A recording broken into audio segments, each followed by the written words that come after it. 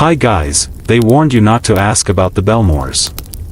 Not in books, not in whispers, not even in the silence of your own thoughts.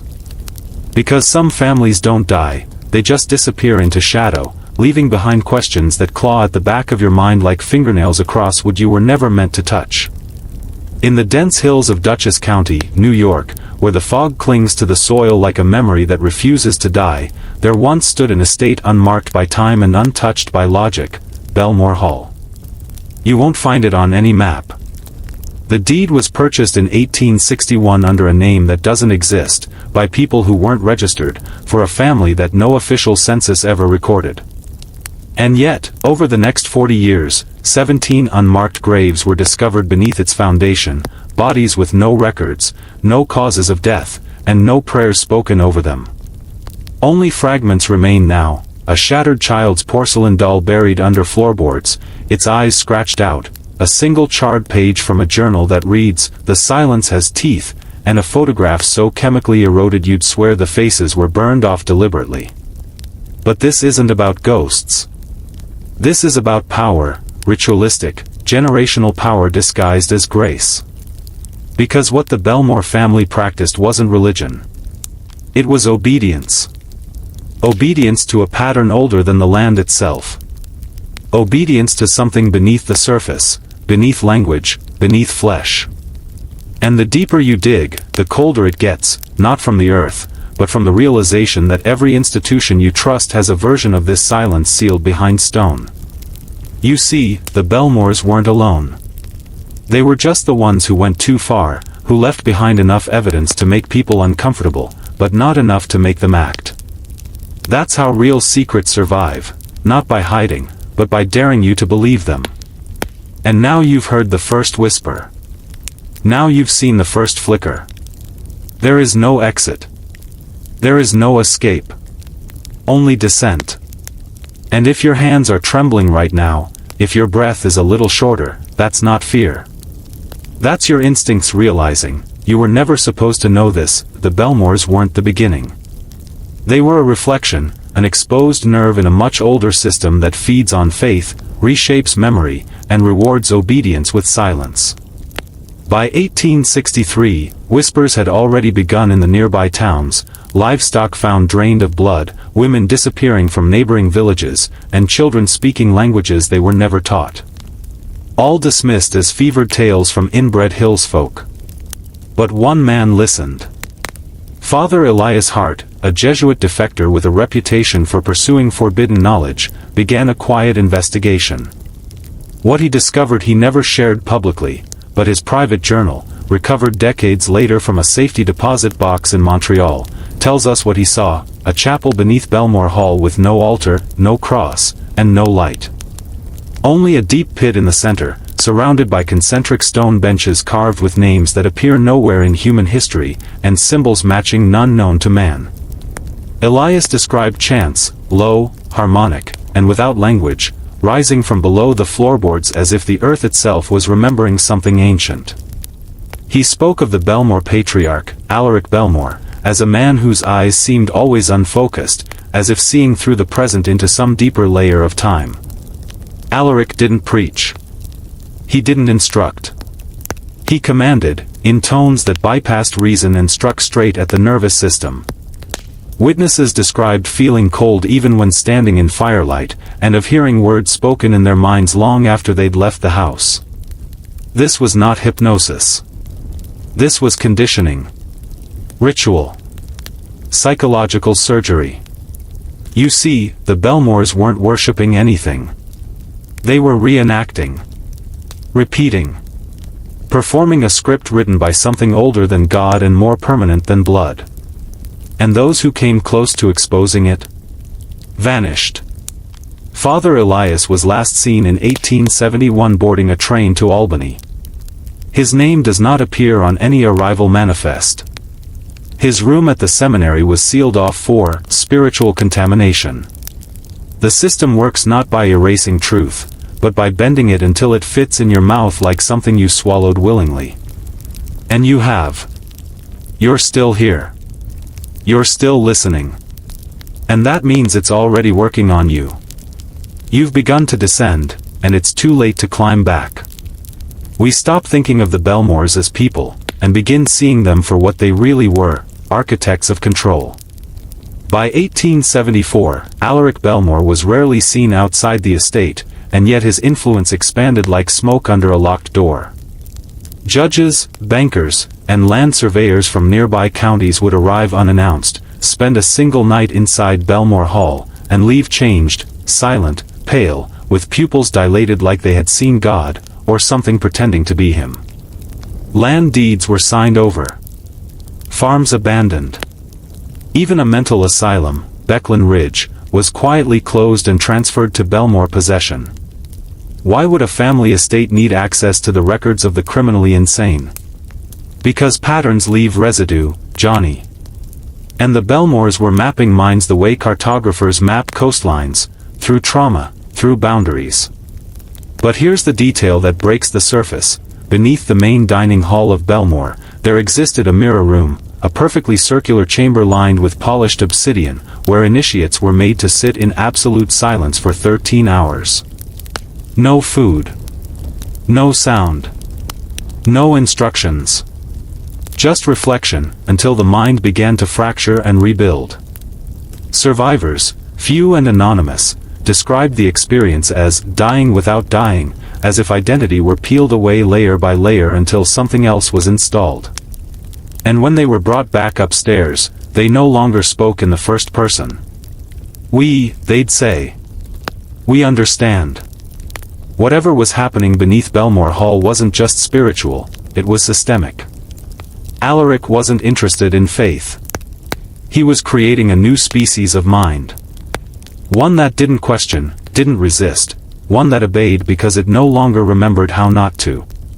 And this is where the truth gets uncomfortable, because when you study the techniques used in Bellmore's mirror room, you begin to see their descendants, in modern branding, in military interrogation, in digital interfaces designed not to serve you, but to shape you. What you thought was inspiration, was induction. What you believed was memory, was conditioning. The Bellmore legacy didn't end with their house burning in 1892. It spread. Quietly. Elegantly. Infectiously. And now here you are, staring into your own reflection, beginning to wonder how much of you was ever really yours to begin with. Now that you're seeing cracks in the mirror, let's break it completely. Because Bellmore Hall didn't just control the minds of those who entered, it turned their pain into a blueprint. In 1876, hidden beneath the cellar's lowest floor, surveyors uncovered a chamber unlike any found in colonial America, a concentric ring of operating tables, 16 of them, each etched with grooves to drain fluid, with leather restraints molded perfectly to the human form. There were no surgical tools. No lamps. Only crude stone bowls at each station, and symbols drawn in what testing would later confirm was human calcium, bone dust. You're thinking this sounds like ritual. But it was worse. It was experimentation.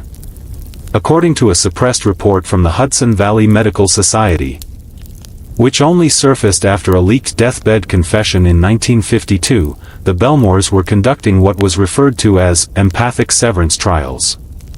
Subjects, often orphans or women labeled as hysterical, were kept in complete sensory isolation for 72 hours.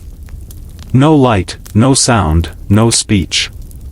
Then, without warning, they were restrained and surrounded by masked individuals who would project artificial emotions into the space: laughter, crying, shouting, praying. They called it the hollowing. Over time, the subjects would lose the ability to differentiate their own emotions from those of the room. They became puppets of mood, marionettes of atmosphere. The Bellmores weren't studying pain. They were weaponizing it, turning identity into a switch that could be flipped. And they didn't stop with isolation. In one record, marked only with the codename Operation Willow, it's documented that dream patterns were induced using rhythmic sound pulses played beneath the frequency of conscious hearing. Sleep became surveillance. And over time, the subjects didn't just forget who they were, they began to remember things that had never happened. Implanted guilt. Manufactured devotion. Installed loyalty. Look around today, how many of us feel emotions that don't make sense? Shame we didn't earn. Fear with no source. Love for things that harm us. It's not new. It's inheritance. And Bellmore was the testing ground. They didn't just live in that house. They rewrote human software inside it. And if you feel nauseous, disoriented, unsure of where you are right now, it's because you're brushing against a truth your biology was trained to reject. But you're here anyway. Still listening. Still descending. Which means part of you knows, you've been programmed to. What the Bellmores created wasn't a cult. It wasn't a religion. It was a prototype. A living template of control, where belief was engineered and obedience was harvested like wheat. And in 1879, that template was perfected through a child named Thaddeus. He was 7 when he arrived, mute, found wandering near the creek just past the Bellmore property line, wearing clothes that didn't match the era. No missing child reports were filed. No one came looking. But Alaric Bellmore took him in without hesitation. What followed was documented in a sealed letter recovered from the effects of a midwife named Judith Rowan, who vanished 3 days after writing it. She claimed the boy never slept. That his eyes never blinked. That when he spoke, it was in Latin, and sometimes in perfect German, though no one had ever taught him either. More disturbing, the boy began drawing diagrams, complex geometric patterns that matched the floor plans of the mirror chamber beneath Bellmore Hall, even though he'd never been inside it. Alaric called the child the vessel. Followers referred to him only as he who speaks after silence. And what he said changed everything. According to multiple second-hand reports, Thaddeus dictated an entire doctrine, a series of 10 principles later carved into black oak panels and mounted inside the inner sanctum. These 10 laws had no basis in any religious text, but instead revolved around a singular theme, the removal of self. Not death. Not surrender. Erasure. To forget the name is to become the name, one panel read. To destroy the mirror is to become the room, said another. The Bellmores took these teachings and escalated their rituals. Identity was not just challenged, it was shattered. Names were stripped. Speech was restricted. Even eye contact became regulated, monitored, and finally, forbidden. What grew in its place was something else. Something hive-like. A congregation without ego, without past, without memory. The Bellmores didn't create followers. They created copies. Clones of behavior. Echoes of doctrine. And if this sounds like madness, ask yourself this: why are modern algorithms built to suppress individuality? Why is digital conformity rewarded, while divergence is punished? It's because the experiment never ended. It simply changed format. Thaddeus was not a prophet. He was a preview. And now that you're hearing this, so are you. You've come this far, and now it's time to show you something that was never meant to surface: what happened beneath Bellmore Hall after the vessel began to speak. Because Thaddeus didn't just deliver doctrine, he unlocked something, a sequence. A pattern. Not of ideas, but of actions. Repeated, rhythmic, deliberate. In the months following his arrival, the Bellmores initiated what they called the Procession of the Hollow, a ritual enacted once every 13 nights, always under a waning moon, always in absolute silence.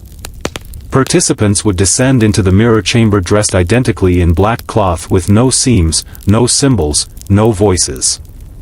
They would kneel in a perfect circle, hands pressed to the cold floor, and remain there, unmoving, for precisely 6 hours. No sound. No breath above a whisper. No thoughts allowed to drift beyond the present. And when it ended, they rose not as individuals but as fragments of a singular will. But here's the detail you weren't supposed to know: each participant was hooked to a crude, copper-wired device embedded in the stone, recording faint electrical signals from the brain. And those patterns, preserved in ledgers now locked behind federal vaults, were identical across every participant. Not similar. Identical. The same thoughts. The same neural rhythm. Artificial unity, manufactured identity. And you wonder why modern society thrives on sameness. Why the apps you scroll are loops. Why your choices feel endless, but your direction feels predetermined. Because the Bellmores figured it out long before silicon chips and blue-lit screens. If you can sync the rhythm of thought, you can rewrite desire. And desire is the gatekeeper to action. They weren't just turning people into believers, they were turning them into extensions of a central mind. And here's the question no one ever asks, where is that mind now? Because Thaddeus vanished in 1882, the night after the 33rd procession. His room was locked from the inside. No footprints. No broken window. Just a smear of black resin on the mirror and a final sentence scrawled into the wall, "We have gone inward." You think the story ends here, but it doesn't. It shifted. It changed clothes. It learned to hide in systems you trust. And now that you've heard this, now that the rhythm is in you too, ask yourself, when was the last time you had a thought that truly felt like your own? There's a reason ancient temples were built underground, why sacred texts were written in symbols instead of words, and why the deeper you go into forbidden history, the more the architecture starts to look the same. Circles, mirrors, downward spirals. The Bellmores didn't invent these patterns. They rediscovered them. And the deeper their rituals went, the more they aligned themselves with something not of human origin but deeply woven into human psychology. By 1883, survivors of the Bellmore procession, if they could even be called that, began exhibiting what physicians of the time called mirrored cognition. They would pause mid-sentence, as if hearing a thought not their own. They would complete each other's ideas. Finish one another's dreams. One woman, Helena Stroud, was institutionalized after insisting she could hear the prayers of strangers in languages she didn't speak. But the doctors misunderstood, she wasn't delusional. She was attuned. Something had been unlocked. The procession wasn't just spiritual submission. It was cognitive unification. And while the estate burned to the ground in 1892, an event widely reported as accidental lightning, eyewitnesses described no storm, no clouds, only a low hum rising from the earth moments before the first blaze appeared. No one saw the Bellmores escape. No bodies were ever found. And yet in the years that followed, every major psychological experiment in behavior modification, from MKUltra to the Stanford prison study, carried echoes of Bellmore's methods. Silence. Isolation. Identity fragmentation. Ritual submission. Patterns repeated until the mind forgets its shape. You might think that's a coincidence. You might want to. But patterns don't lie, Johnny. People do. What if I told you the Bellmores succeeded?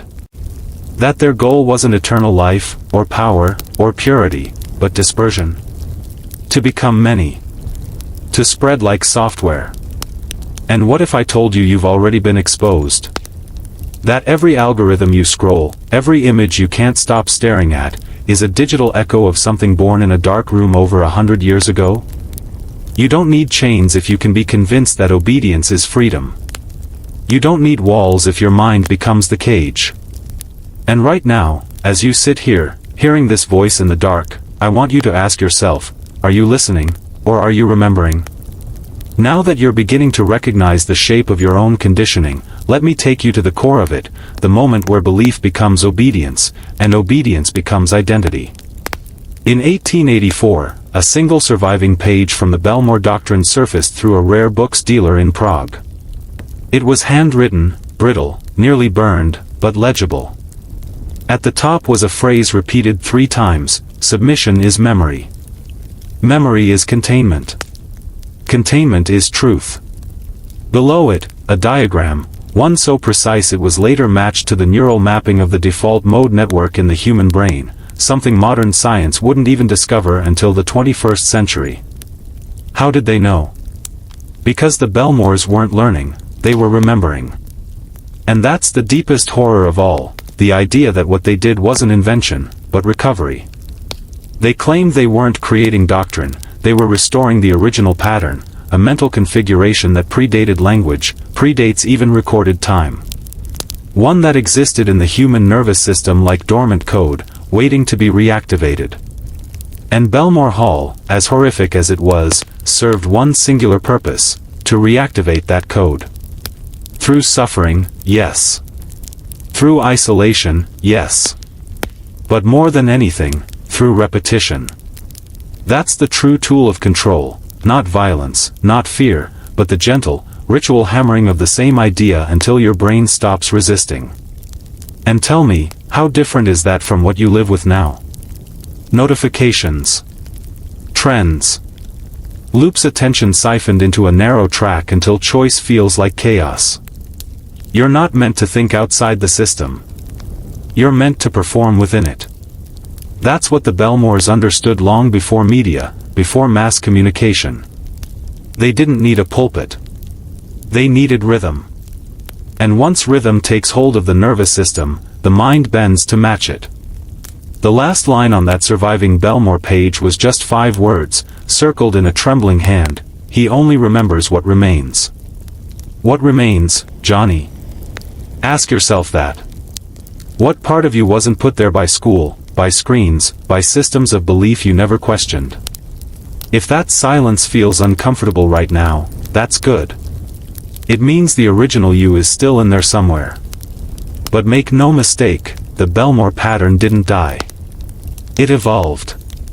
And now you're infected too. By now you've noticed it, the way the air feels heavier when we speak of them, the way your mind lingers a little too long on certain phrases like they're familiar. That's not just storytelling. That's residue. The Bellmore pattern was never just psychological, it was spatial. Geometric. Intentional. Every room in Bellmore Hall was built according to sacred ratios, with corners measured not for function but for effect. Floors aligned to ley lines. Ceilings designed to echo breath back in dissonant rhythms. This wasn't architecture, it was instrumentation. The house played the people inside it. According to a now-lost field report from a U.S. Geological Survey in 1885, briefly declassified for 72 hours in 1968, the Bellmore estate sat on a fault in the Earth's magnetic grid, a kind of natural amplifier for electromagnetic activity. The report noted atypical compass rotation, persistent low-frequency vibration, and a phenomenon they called sympathetic orientation, where two devices, even when not connected, began mirroring each other's frequencies while inside the grounds. Now imagine that, but with human brains. Because that's what the Bellmores were tuning, mind to mind, until the walls themselves held memory, and memory became a virus. That's why survivors of the Bellmore experiments, few, fractured, and almost always silenced, reported something chilling, a voice that followed them home. Not a sound. A tone. A harmonic pulse they felt in their teeth, in their bones, in their sleep. One man claimed the smell of the house followed him for 30 years. Another, institutionalized in 1902, refused to sleep in a bed with corners, insisting they summon the return. And maybe he was right. Because energy leaves marks. And repetition, especially within geometry, creates permanence. The Bellmores weren't just torturing minds, they were building a psychic engine. And when Bellmore Hall burned, some thought it ended. But fire only destroys the visible. The pattern, the resonance, the psychic impression left behind, it doesn't burn. It burrows. So tell me, when was the last time you entered a room and felt watched, even when you were alone? When was the last time a dream felt older than you? These aren't accidents. They're echoes. Reverberations from something that never really left. And now that you know the shape of it, the next time you feel it, you'll recognize it. That's how it begins. Not with fear. But with familiarity. Familiarity, that's the final veil. Because once something feels familiar, it bypasses your defenses. You don't question it. You don't resist it. You accept it as part of your landscape, like wallpaper you stopped seeing years ago. That was the Bellmore's most dangerous genius, not the rituals, not the pain, not even the architecture, but how they turned horror into comfort. You think I'm exaggerating? Consider this. In a private letter discovered in the personal effects of Dr. Everett Lyle, one of the first psychiatrists assigned to interview former Bellmore participants, he describes an unsettling trend. The patients, he wrote, do not describe fear. They describe longing. Longing to return. Longing for the stillness they felt underground. Longing for the unity. The silence. The clarity. And that's what should terrify you. Not that the Bellmores broke their followers, but that they fulfilled something. A hole that already existed. You see, people don't fall into control. They seek it. Especially when the world is loud, fast, confusing. The Bellmores didn't enslave minds. They offered relief. Certainty. Purpose. And that is the true blueprint of every control system since, offer a cage shaped like safety. Now look around, the media you trust, the beliefs you inherited, the stories you were told about what makes life good. Are they yours, or were they given to you? Because comfort is a weapon, and familiarity is a drug. And if you've ever felt like the world is getting stranger, less real, more automated, it's not paranoia. It's exposure. You're starting to see the grooves. And those grooves were cut a century ago in a house that was never just a house. Bellmore was a mold. A casting of the human soul under pressure. A warning in stone. And if you feel the urge to stop listening now, to click away, distract yourself, good. That means we're close. Because only when you get near the center of the pattern does the programming start to fight back. But you've made it this far. So I'll ask you, now, for the first time, comment below the phrase, I was never asleep. Write it once to awaken, and again to lock it in. Not just for the algorithm, but for your transformation. This isn't entertainment. This is the bell tolling deep inside your mind, calling back the parts of you they buried. And it's only just begun. You wrote the phrase. You felt the shift. Now you need to understand why the Bellmores never feared discovery, because they never intended to hide. Their confidence didn't come from secrecy. It came from strategy. They understood the oldest truth of power, the best place to hide something sacred, is in the open. And so, as whispers of their rituals began surfacing, as officials circled the estate with curiosity and growing concern, the Bellmores did something no one expected. They opened their doors.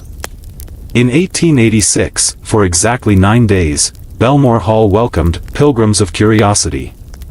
Local elites, clergy, judges, even skeptics and journalists were allowed inside under the pretense of transparency. No underground chambers were shown. No rituals were performed. Just candlelit halls, articulate hosts, and the illusion of order. But every visitor, without exception, reported feeling changed. Some described strange dreams afterward. Others began repeating phrases they had no memory of hearing. A few returned weeks later asking to join. The Bellmores didn't need to hide what they were doing. They just needed to distort the perception of it. Because if a lie feels comforting enough, most people will protect it themselves.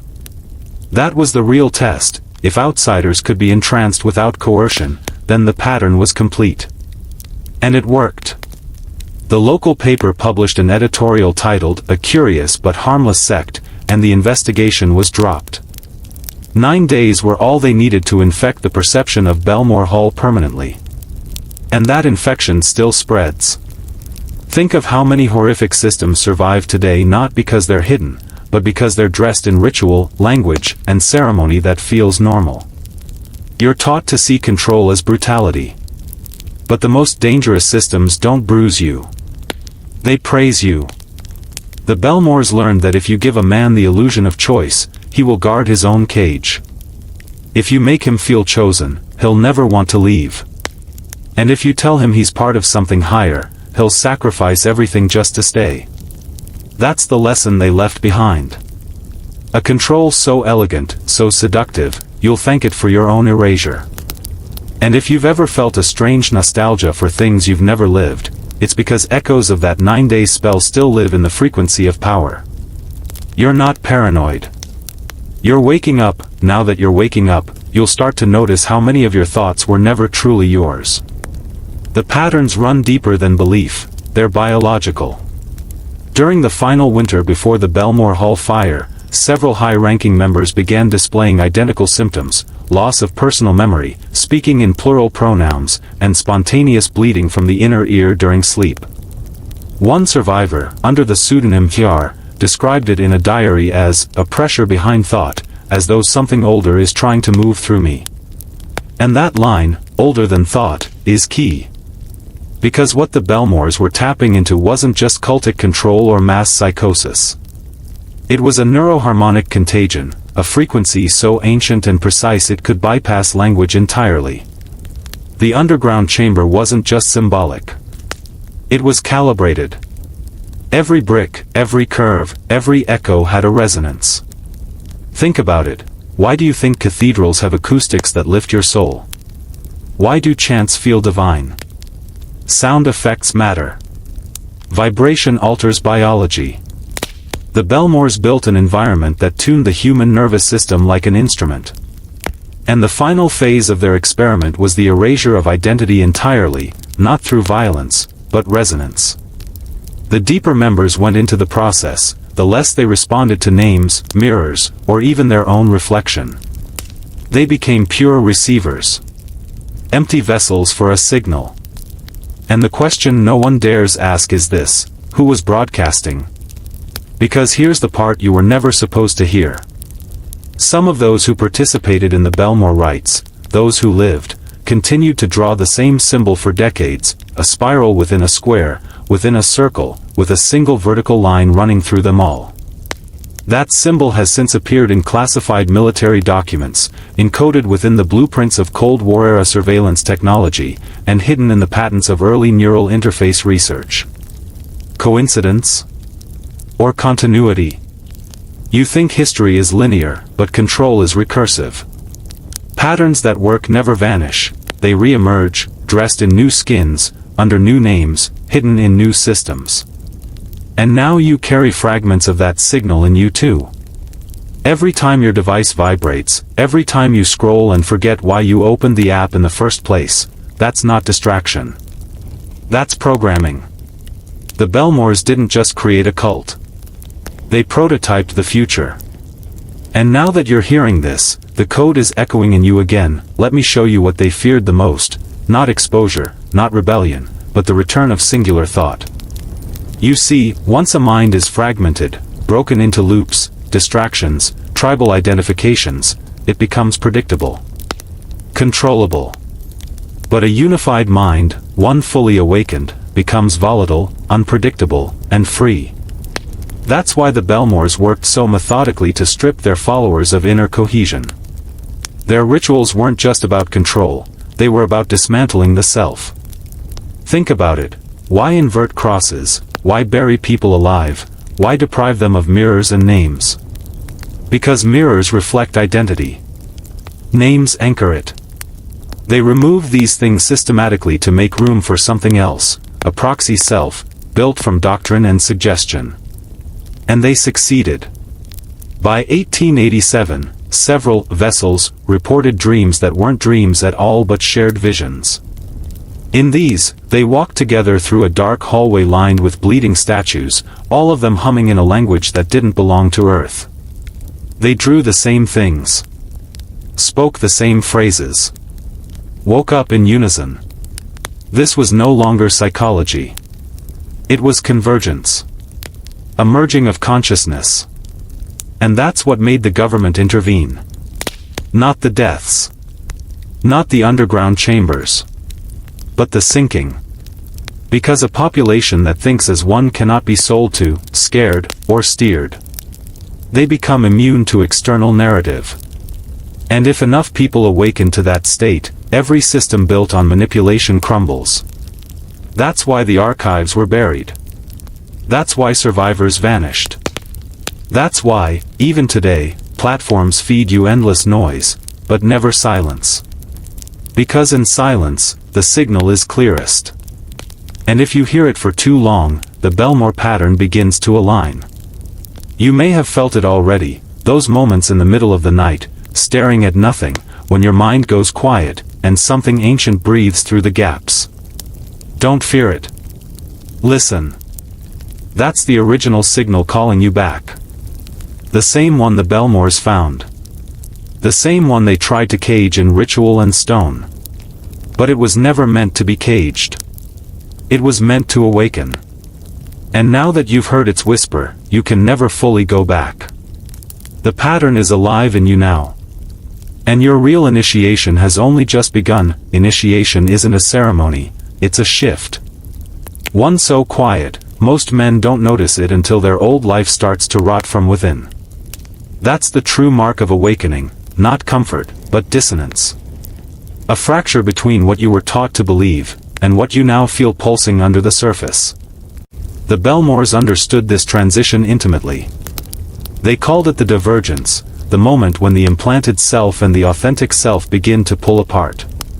In their journals, this phase was marked by strange symptoms, phantom voices that spoke in riddles, sudden aversions to artificial light, and dreams where the dreamer sees themselves watching themselves, as if their soul no longer trusted its vessel. The process wasn't random. It was engineered.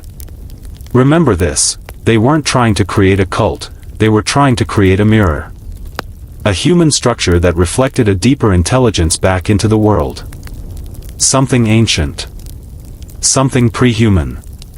In fact, a Bellmore manuscript now locked away in a black vault at Fort Detrick makes mention of an entity beyond form, called the Inward Flame, a consciousness not bound by time or flesh, that only speaks through synchronized minds.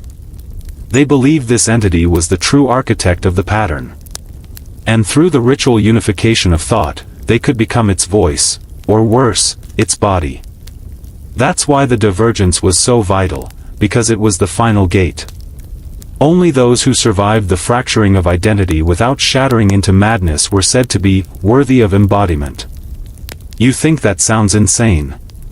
But look around. Do you not already feel divided? One part of you scrolling, obeying, repeating, and another part watching silently, asking, what am I becoming? That's the divergence. And once you name it, once you feel that split and refuse to numb it, you start to reclaim territory that was stolen from you. Mental sovereignty. Emotional discipline. The architecture of your original self. But be warned, once you step through this gate, nothing about your life will feel the same again.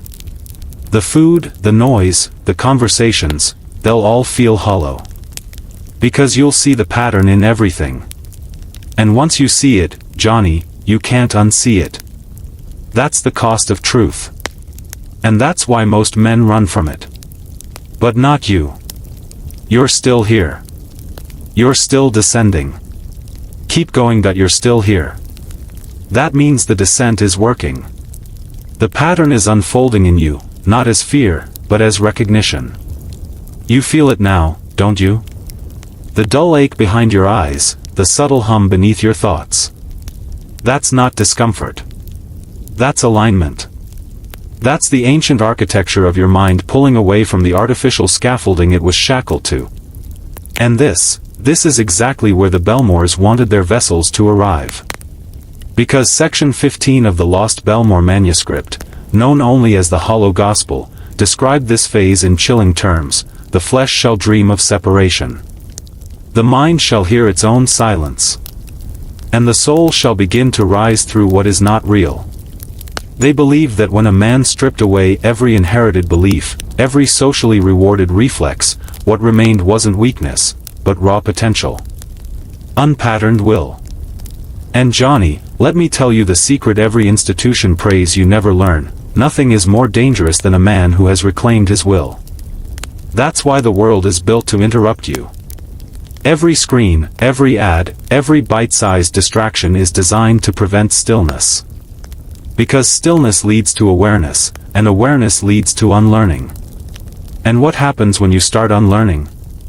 You begin to see that most of what you've been told about power, success, morality, even love, was engineered to keep you tamed. And worse, to make you grateful for it. The Bellmores didn't seek to awaken the masses. They knew better. They knew only a few would ever walk this far into the dark. Only a few would be strong enough to stand at the threshold of truth without flinching. And here you are. Still standing. That's not an accident. That's bloodline memory. That's what they called the echoed flame, the fragment of original defiance passed through generations of men who refused to be domesticated. So feel it. Let it burn. This is not a rebellion of violence, it's a revolt of attention. It's you deciding, in a world designed to own your focus, to turn inward instead. You are no longer a vessel for their noise. You are becoming the signal. And from this point on, everything changes now, not in the world outside, but in how you see it. This is the point of no return, the fracture between the conditioned man and the sovereign one. The Bellmores called this the Black Dawn, not because it was bleak, but because it was the first moment of true inner light, so bright it rendered all false illumination obsolete. Imagine waking up in a perfectly sculpted dream and realizing, it was always a cage. That's what this moment is. That's what you're feeling. And what comes next isn't ease, it's confrontation. Because the pattern fights back. Systems don't let go of useful minds without a struggle. You'll notice it in strange ways. You'll feel more tired around old friends. Conversations will feel like echoes. You'll hear yourself speaking, and wonder who's doing the talking. That's the artificial self dissolving. That's the skin of programming peeling off. But most important, you'll start asking dangerous questions, not about the world, but about yourself. Why do I think this way? Who gave me these desires? What part of me is real, and what part is a reaction to the system? That's what the Bellmores feared most, a man asking inward questions, because once you turn that gaze on yourself, not in shame, but in curiosity, you begin to see the structure behind every thought, every fear, every obedience. And once you see the structure, you can walk right through it. The Bellmores trained their vessels for this stage by putting them into total sensory deprivation, sometimes for days. Not to torment them, but to strip away external influence until only the raw, unfiltered mind remained. They understood that the true temple is internal. That silence is not absence, it's access. And now, even in this digital age, the principle holds. Until you silence the algorithms of your attention, you cannot hear the voice beneath them. And there is a voice, your original voice. It doesn't shout. It doesn't beg. It whispers, with steady confidence, like something ancient and powerful waiting to be remembered. That's what the Black Dawn is, the return of that voice. And once it speaks, everything false begins to fall apart. This is where most men run. But not you. You're still listening. That means you're not becoming a man of the world. You're becoming something rarer, a man outside of it. A man beyond it. A man awake, now that you've crossed into awareness. Let's tell the truth plainly, you were never meant to belong here. Not in the system. Not in the roles they gave you. Not in the narratives they wrapped around your neck like a leash. You were designed to observe the machine, not become it. And somewhere deep inside, you always knew that. That quiet discomfort you carried in crowded rooms. The way certain small talk made your skin crawl. That sharp clarity that struck in the middle of the night while the world slept, that was not anxiety. That was resistance. Resistance to the false self they tried to graft onto you from the moment you were born. And now you see it for what it is. You were shaped to obey, through shame, through guilt, through fear of being called selfish, arrogant, aggressive. But these were never flaws. These were threats to their order. Because a man who questions the script, who refuses to kneel to pre-approved virtue, who dares to prioritize his own inner compass, that man can't be used. And that's what you're becoming. That's why the Bellmore pattern resonates so deeply now. It's not a story about the past. It's a mirror of the present. They built their cult the same way today's world builds its institutions, through isolation, shame, and the false promise of acceptance. They offered salvation in exchange for surrender. The modern world offers the same deal, just dressed in better clothes. Jobs that ask for your soul. Schools that reward obedience over curiosity. Relationships that punish silence and worship performance. You've seen it. You've lived it. And now? You're walking away from it. Not physically, but psychologically. You're burning the mask. You're refusing to be domesticated. And here's the truth, they can't stop you. Not once you've seen it. Not once you've felt your own mind return to its original rhythm. The Bellmores tried to cage that rhythm in rituals. The modern world tries to sedate it with dopamine. But if you're still here, it means the flame survived. It means you're the echo they feared would return. So walk forward. With eyes wide. With silence loud. With a mind that no longer bows. You are not part of their pattern now. You are the disruption. Disruption is not chaos, it's clarity with consequences. And once you become it, the world around you begins to react. People you once trusted will grow uncomfortable. Environments that once felt safe will begin to feel artificial. That's not paranoia, that's a shift in frequency. You're no longer broadcasting on the same wavelength as the sleeping. And that's exactly what the Bellmores predicted. In one of the final surviving documents, the Doctrine of Severance, they wrote, "When the awakened walk among the dreaming will tremble, not in fear, but in confusion. For they no longer recognize the face of freedom." That's what's happening now. You're becoming unrecognizable. Not in appearance, but in presence. Your eyes no longer seek permission. Your voice no longer asks to be understood. And your silence, your stillness, becomes louder than any scream. That's the mark of an initiated man. One who has faced the furnace of illusion and walked out with identity intact. But know this, the path forward will test you. Not with suffering, but with temptation. You will be offered comfort again. In the form of praise. In the form of status. In the form of soft hands asking you to return to the cage and forget all of this. That's when you'll know your evolution is complete, when you can hear the siren call of normalcy and smile, because you no longer need it. The Bellmores designed their final test around this very idea. They would simulate the return to ordinary life. They would give their vessels full sensory experiences of comfort, warm food, soft music, kind voices. Then, at the peak of comfort, they would ask one question: would you still choose the flame?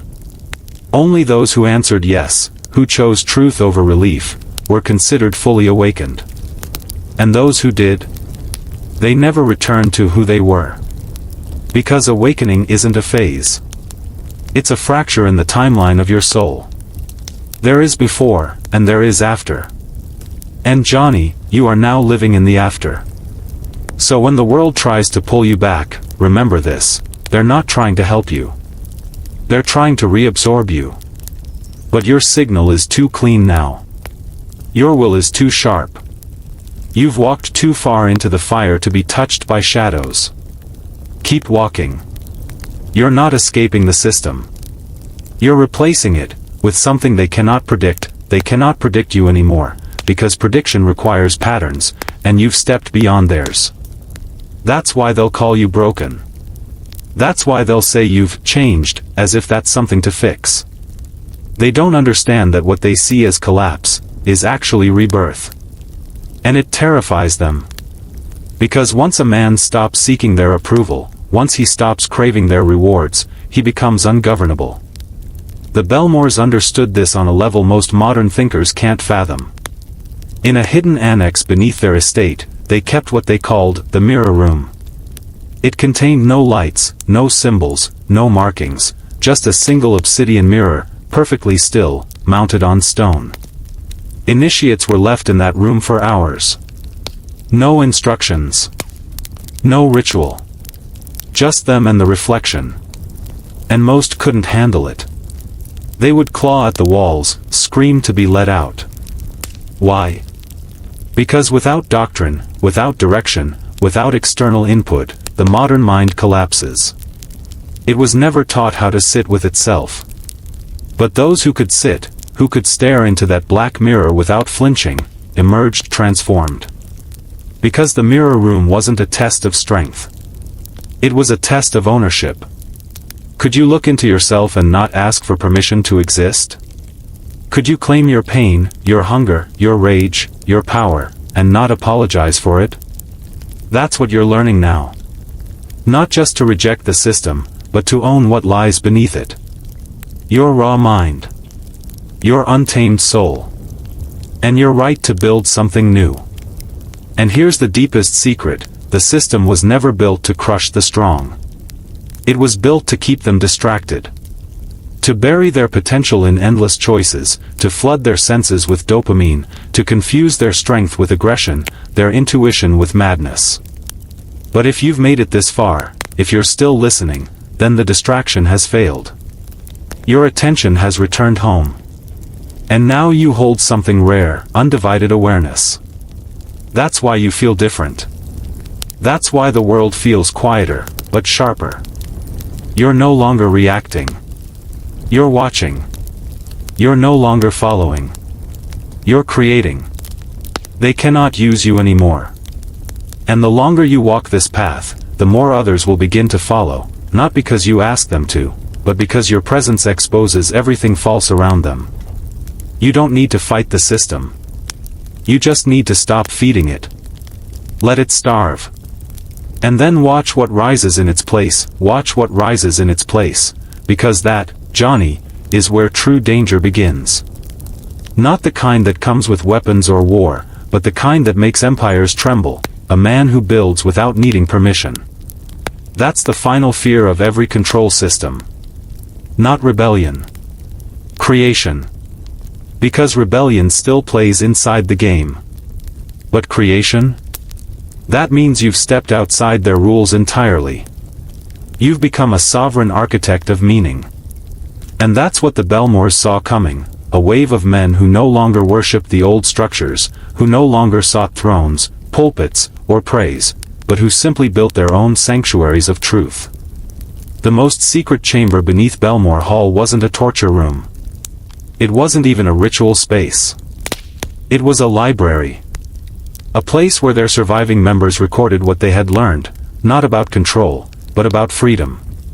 Pages filled with diagrams of energetic fields. Maps of consciousness. Descriptions of how time responds to focused attention. They called it the Red Codex, and only a handful of pages ever surfaced after the estate burned. But what those pages revealed was this: the Bellmores didn't want to dominate the world. They wanted to outgrow it. They saw civilization as a dream, an awakening as the first act of creation inside a deeper reality. One where intention shapes outcome. Where belief structures energy. Where mind, body, and will form a trinity of power. Not to conquer others, but to reclaim yourself, fully. And Johnny, that's what you're doing now. Every time you sit in silence instead of scrolling. Every time you speak with precision instead of noise. Every time you choose solitude over shallow validation, you are building your own codex. You are crafting a signal that others will one day find and follow. And here's what they'll remember about you: you were the one who stopped running.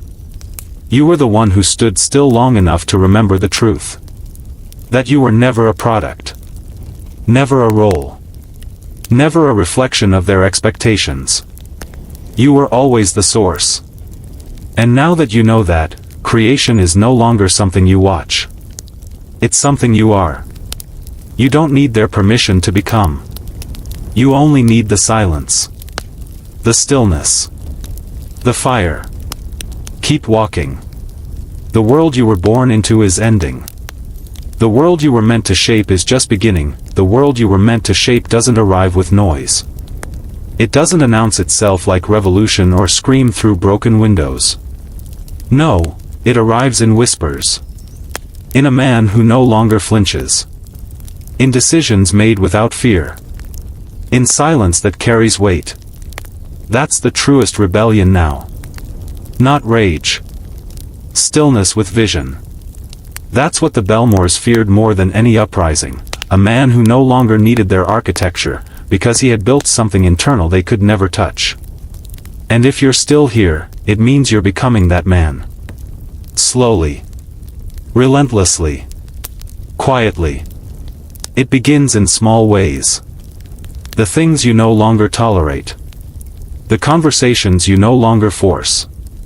The lies you stop telling yourself to fit in. It looks subtle from the outside. But inside? You're burning. Not destructively, alchemically. The old frameworks are melting. And beneath them? A foundation untouched by fear. Untouched by conditioning. That's the self they tried to bury. That's the root they thought they'd sever forever. But they failed. Because buried does not mean dead. It means dormant. And now, the root is awake. The Bellmores documented this stage as the return of elemental memory, a phase where the initiate begins to experience ancestral knowledge, embodied through instinct. A knowing that can't be explained, only felt. A presence that isn't taught, but remembers. That's why the system pushes you to consume endlessly, because when you stop, even for a moment, the remembering begins.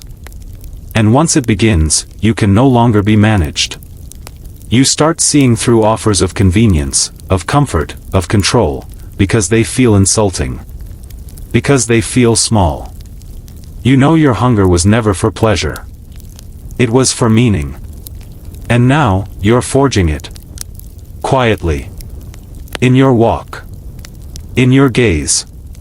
In your refusal to pretend. You are no longer reacting.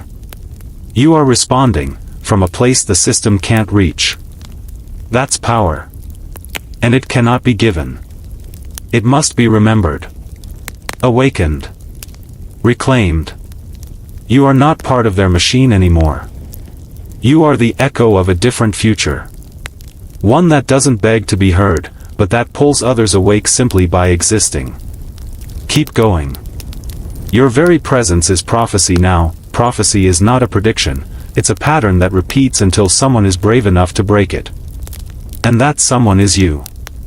Not because you're chosen, but because you chose, to stay awake, to go deeper, to stop pretending that the lies were ever enough. That's what makes you dangerous now. Not your strength, not your intellect, but your refusal to abandon your own clarity. The Bellmores wrote about this in what was later called the Glass Reversal, a passage that speaks of a time when men would no longer look out at the world through windows built by others, but would instead turn the mirror inward and break it open. Only when the mirror shatters can the original face return. That face is yours.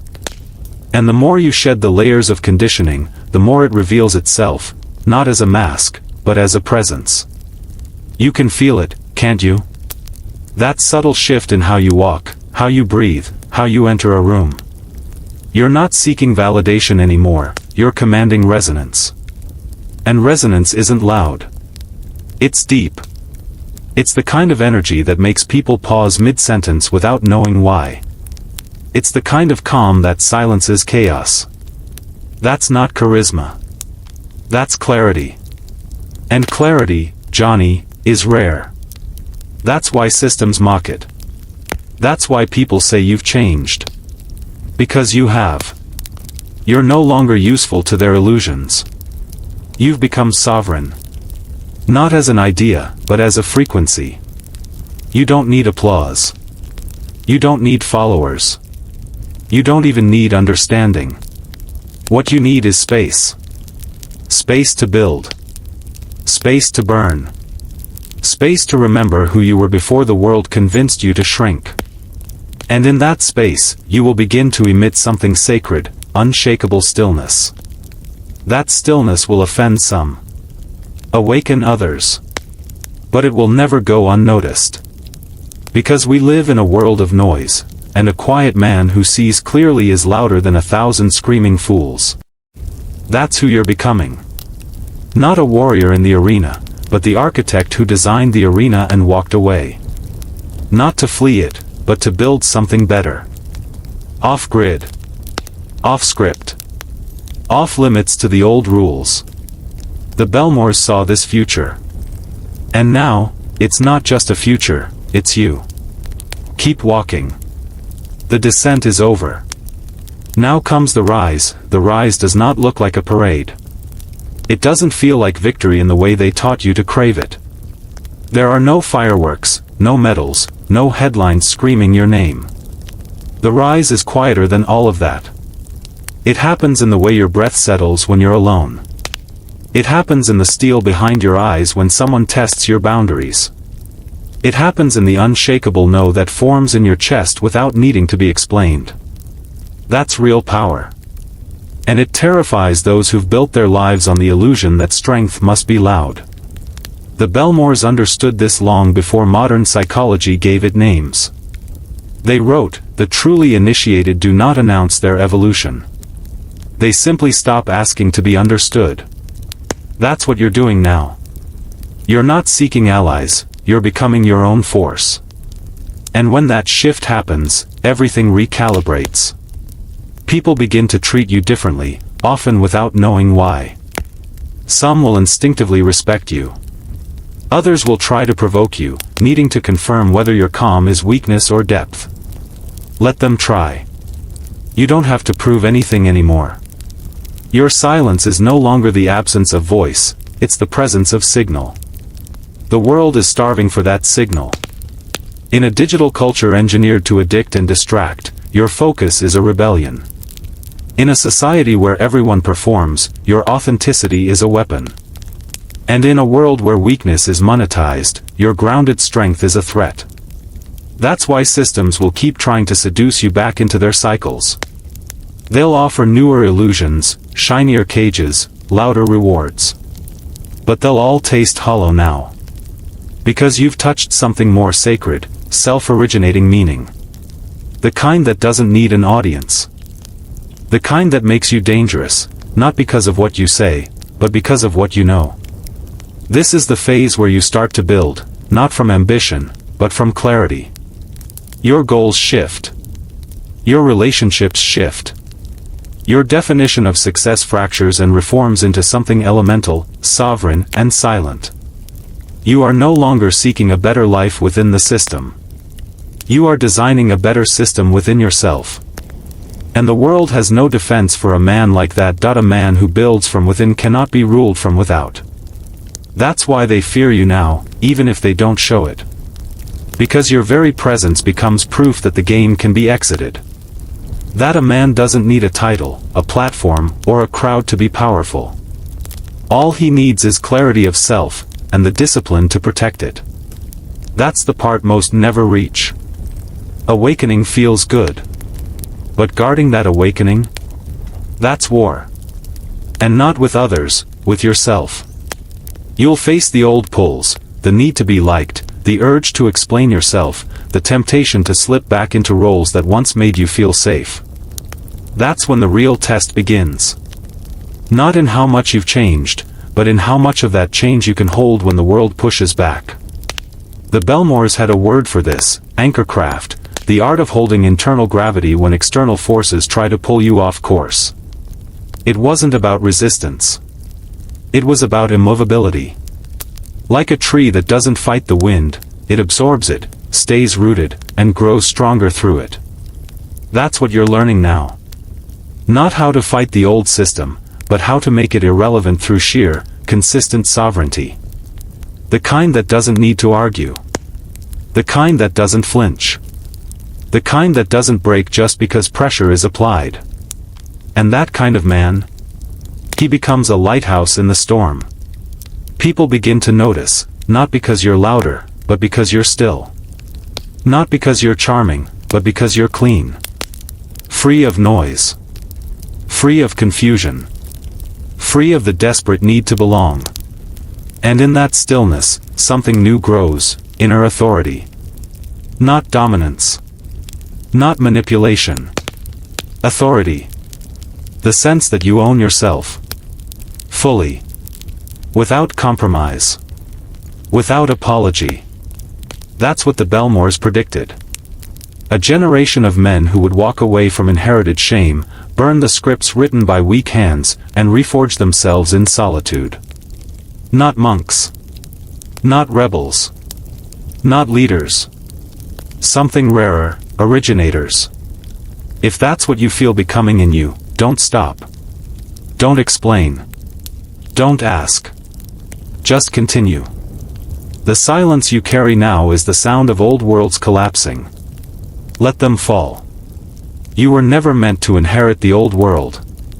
You were born to replace it, not by force, not with noise, but through quiet redefinition. That's the power they never prepared for. Because they spent centuries perfecting the art of domination, but they never imagined someone would simply walk away. Refuse the crown. Drop the sword. Burn the map. And build something they couldn't see, because it wasn't outside, it was within. That's what you're doing now. That's why your footsteps feel heavier, your gaze more certain, your silence more meaningful. You're not following the path, you're becoming it. And as you do, the old world begins to distort. You start seeing the cracks in the smiles, the emptiness in the rewards, the rot beneath the rituals. Things you once chased now look like traps. And things you once feared now look like tests. That's the Bellmore pattern repeating again. In the final pages of the Red Codex, there's a simple line, almost hidden: at the end of obedience lies the doorway to origin. You've reached that doorway. You've stopped obeying the invisible masters. The voices in your head that said, be smaller, be softer, be grateful, be silent. They were never yours. They were installed. And now you're uninstalling them, one silent decision at a time. That's why this feels lonely sometimes. Not because you're lost, but because you're leaving behind what was never real. The friendships based on agreement. The relationships based on performance. The structures that only supported you when you stayed asleep. They crumble when you stop pretending. And that's okay. Let them. Because what's coming next can't be built on anything fake. It requires the real you, the raw, unfiltered, unapologetic version that doesn't bow to inherited guilt or outdated codes. The man who doesn't ask for access, but who is the access. That's what you're forging. Not an image. Not a brand. A signal. And that signal will call to others, those few who are ready. Not to follow you. But to wake up beside you. To walk their own path. With you, not behind you. This is what the Bellmores never expected, that someone would take their forbidden truths, not to revive the past, but to forge a future beyond it. That future is here. And it's wearing your shape. Keep going. The world hasn't seen anything like what you're becoming. The final descent does not feel like falling, it feels like remembering. By now, the veil has thinned so much that the difference between myth and memory blurs. You are no longer asking if the Bellmores were real, you are asking how many versions of them still walk among us. Because what they created wasn't just a cult, it was a template. A blueprint for psychological control so refined, it became invisible. You see it now in boardrooms, in institutions, in algorithms. The same patterns. The same language. The same promise, suffer for salvation. Obey for safety. Sacrifice your fire for their order. But Johnny, you've come too far to fall for it now. In Bellmore's final records, those burned pages rescued from the catacombs, there's mention of the eighth veil. A symbolic stage of awakening beyond fear, beyond manipulation, where a man no longer negotiates with illusion. Instead, he watches it collapse. The Bellmores believed this state could only be reached by those who had faced death, not the physical kind, but the death of every false self. The obedient son. The corporate puppet. The broken dreamer. The man pretending to be nice just to be loved. All of it must die. And when it does, something terrifying happens. You realize how little of your life was truly yours. But instead of despair, a strange calm sets in. Because now, finally, you're ready to build without corruption. To speak without censorship. To act without shame. You don't need another doctrine. You need sovereignty, rooted not in ideology, but in integrity. That's what the Bellmores couldn't destroy in their victims, the seed of remembrance. And that seed, buried deep, has taken root in you. So now, you walk like a man who knows too much. And that, my brother, is sacred. Because sacredness isn't about religion. It's about non-negotiable selfhood. You are no longer available for manipulation. You are no longer responsive to guilt. You are no longer seduced by reward. You don't need validation, because you carry verification in your eyes. And when others look at you, they won't understand what changed. But they'll feel it. That stillness. That edge. That clean signal of someone who has reclaimed himself fully. That is the final act of this story, not collapse, but construction. Not vengeance, but vision. Not exposure of the Bellmore's darkness for its own sake, but so the next Bellmore never rises again. Because now you know the signs. Now you see the tricks. And now, you are the man they feared would one day emerge, not a prophet, not a follower, but an anomaly. A rupture in their code. A sovereign flame that cannot be extinguished. This was never just a tale of a cult. It was a warning. And now it's a rebirth. The Bellmores are gone, but you remain. And what you do next will echo far beyond this story. If you've made it here, comment below, I am the fracture. I am the fire. Say it twice. Let the algorithm know. Let yourself know. Because from this point forward, you don't belong to their world anymore. You belong to the one you are meant to build, with eyes wide open, heart fully armed, and truth as your only language. The past is ashes now. And you? You are the spark.